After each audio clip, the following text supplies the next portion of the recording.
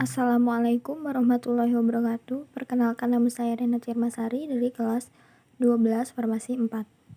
Kali ini saya akan menjelaskan materi tentang obat analgetik dan antipiretik beserta contoh obatnya.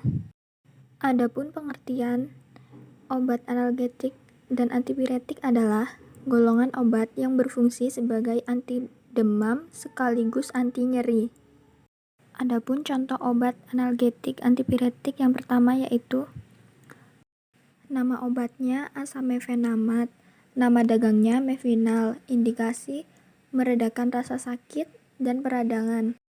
Kontraindikasi pasien yang hipersensitif terhadap asamefenamat. Efek sampingnya mual, muntah, diare, dan rasa sakit pada abdominal, rasa mengantuk, pusing, penglihatan kabur, dan insomnia.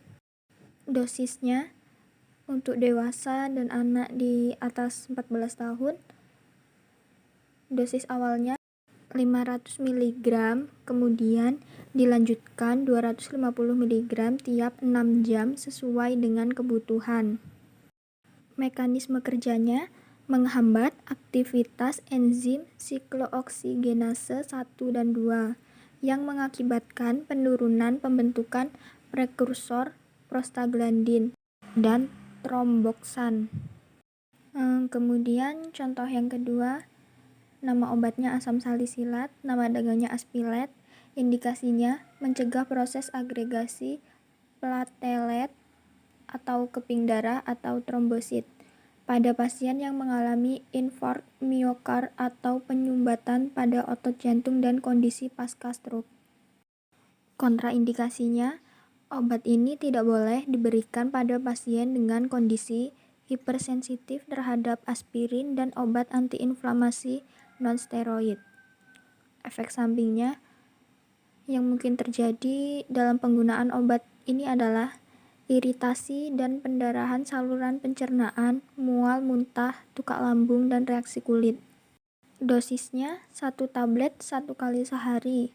Mekanisme kerjanya bekerja dengan cara menghambat agregasi trombosit sehingga dapat menghambat pembentukan trombus atau penggumpalan darah yang terbentuk pada dinding pembuluh darah yang sering ditemukan pada pembuluh darah arteri.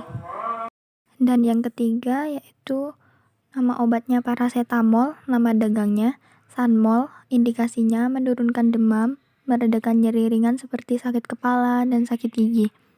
Kontraindikasinya penderita gangguan fungsi hati yang berat, hipersensitivitas terhadap parasetamol. Efek sampingnya penggunaan untuk jangka waktu lama dan dosis besar dapat menyebabkan kerusakan fungsi hati. Dosisnya untuk dewasa 1 tablet 3-4 kali sehari. Anak-anak usia 6-12 tahun setengah sampai 1 tablet 3-4 kali sehari.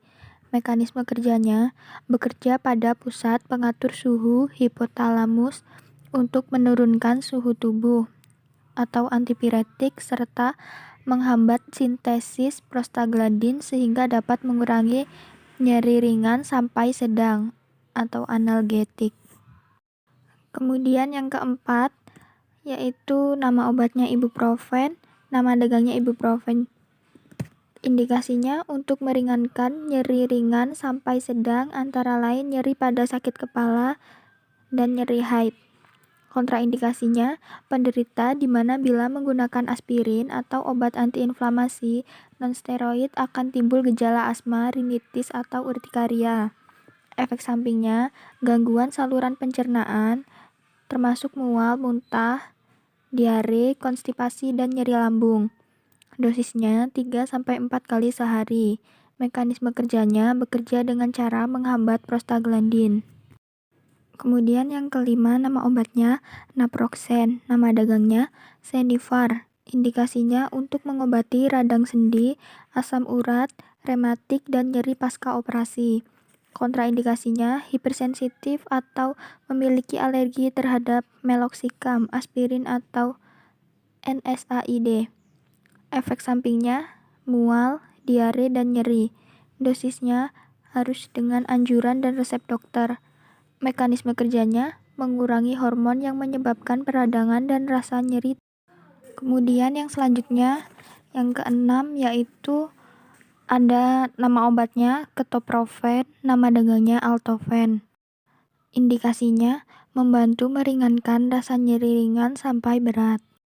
Kontraindikasinya, hindari pemberian kepada pasien yang memiliki stroke, jantung, gangguan lambung, dan pendarahan saluran cerna.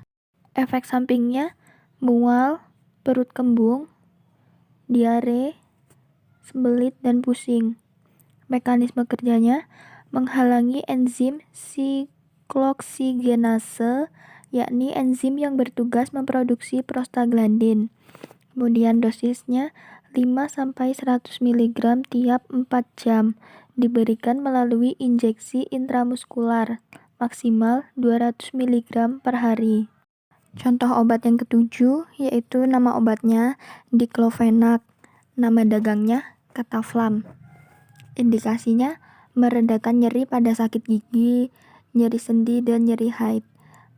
Kontraindikasinya, gangguan pencernaan seperti tukak lambung dan tukak usus, perdarahan saluran pencernaan, hamil pada trimester akhir, gangguan hati, jantung, dan asma. Efek sampingnya, gangguan pencernaan seperti mual, muntah, diare, kejang perut, kembung, anoreksia, dan sakit kepala. Dosisnya untuk dewasa dan anak di atas usia 12 tahun, 1 tablet 2-3 kali sehari. Mekanisme kerjanya menghambat kerja enzim siklooksigenasi, di mana enzim ini berfungsi dalam membantu pembentukan prostaglandin saat terjadinya luka dan menyebabkan rasa sakit serta peradangan. Kemudian yang kedelapan, yaitu nama obatnya piroxicam. Nama dagangnya piroxicam, indikasinya untuk mengatasi peradangan sendi, misalnya akibat penyakit asam urat. Kontraindikasinya, wanita hamil, menyusui, dan mengalami masalah kesuburan. Efek sampingnya, gangguan lambung, sakit kepala, iritasi, dan ulkus gaster. Dosisnya 1 kali sehari. Mekanisme kerjanya menghambat enzim yang memproduksi prostaglandin. Kemudian yang kesembilan, ada nama obatnya meloxicam, nama dagangnya meloxicam. Indikasinya meredakan gejala-gejala arthritis, misalnya peradangan, pembengkakan, serta kaku dan nyeri otot. Kontraindikasinya hipersensitif terhadap aspirin, penyakit ginjal berat, hamil, dan anak yang mempunyai riwayat tukak lambung. Efek sampingnya, gangguan pencernaan, nyeri, pusing, anemia, batuk, dan insomnia. Dosisnya 1 kali sehari. Mekanisme kerjanya menghambat biosintesis prostaglandin yang merupakan mediator peradangan melalui penghambatan siklooksigenase 2, sehingga terjadinya proses peradangan dapat dihambat. Kemudian yang terakhir, yaitu yang ke-10, ada nama obatnya ketorolac, nama dagangnya ketorolac. Indikasinya meredakan peradangan dan rasa nyeri. Kontraindikasinya, tukak peptik akut, hamil dan menyusui, dan anak-anak yang di bawah usia 16 tahun. Efek sampingnya, saluran kemih, ginjal, sistem perdarahan.